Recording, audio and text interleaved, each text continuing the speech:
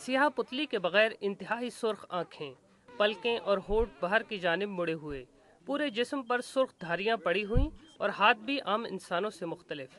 یہ حلیہ جنگل میں پائے جانے والے کسی ٹائیگر کا نہیں بلکہ گلگت میں پیدا ہونے والے عجیب الخلقت بچے کا ہے۔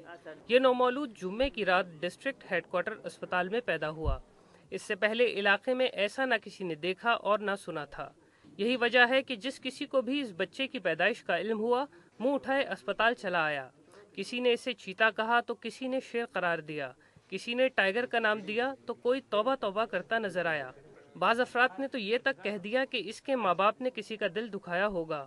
غرض جتنے منہ اتنی باتیں۔ کہتے ہیں کہ بچہ ہر کسی کو پیارا ہوتا ہے اور بدصورت بھی ہو تو ماں باپ کی آنکھوں کا تارا قرار پاتا ہے، لیکن اس بچے کو ماں باپ کی پیار بھری نگاہیں بھی نہ ملیں۔ اسپتال ذرائع کے مطابق نومولود کے والدین کا تعلق چلاس سے ہے۔ بچے کی پیدائش کے لیے اس کی ماں کو چلاس کے اسپتال میں داخل کیا گیا تھا، جہاں 5 روز بعد ڈاکٹروں نے یہ کہہ کر اسے گلگت جانے کا مشورہ دیا کہ ڈیلیوری میں پیچیدگی ہو سکتی ہے۔ ڈسٹرکٹ ہیڈ کوارٹر اسپتال گلگت میں داخل ہونے کے تیسرے روز ماں نے اس ٹائیگر نما بچے کو جنم دیا۔ اس عجیب الخلقت بچے کی پیدائش سے متعلق ماہر امراض اطفال ڈاکٹر افتخار احمد کا کہنا ہے کہ یہ خاص جلدی بیماری ہارلیکوئن ایچیوسس ہے، جس کی وجہ سے پورا جسم ٹائیگر کی طرح نظر آتا ہے۔ ڈاکٹر افتخار کے مطابق یہ موروثی بیماری نہیں، لیکن خاندان میں کزنز کی مسلسل شادیوں کے بعد اس قسم کے کیسز سامنے آتے ہیں۔ اس بیماری کا کوئی علاج نہیں۔ پاکستان میں ایسے 4 کیسز سامنے آ چکے ہیں اور چاروں کی جلد ہی موت واقع ہو گئی تھی۔ ہارلیکوئن ایچیوسس تکلیف دہ جلدی بیماری ہے جس کے نتیجے میں جلد سخت ہو جاتی ہے۔ اس مرض میں مبتلا بچے ماضی میں 1 ہفتے سے زیادہ زندہ نہیں رہتے تھے۔ البتہ اب جدید علاج کے باعث مریضوں کے زیادہ عرصے زندہ رہنے کے امکانات بڑھ گئے ہیں۔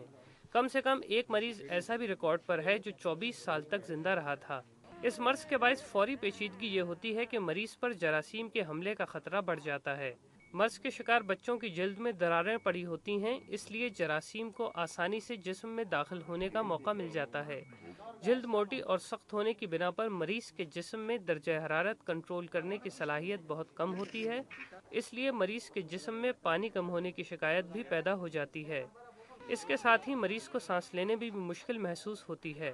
اس بیماری کا پہلا کیس 1750 میں منظر عام پر آیا اور دستیاب اعداد و شمار کے مطابق دنیا بھر میں کسی ایک مخصوص وقت میں ہارلیکوئن ایچیوسس کے شکار بچوں کی تعداد 100 سے زیادہ نہیں ہوتی، اور اب تک دنیا بھر میں ایسے 400 کیسز ریکارڈ کیے جا چکے ہیں۔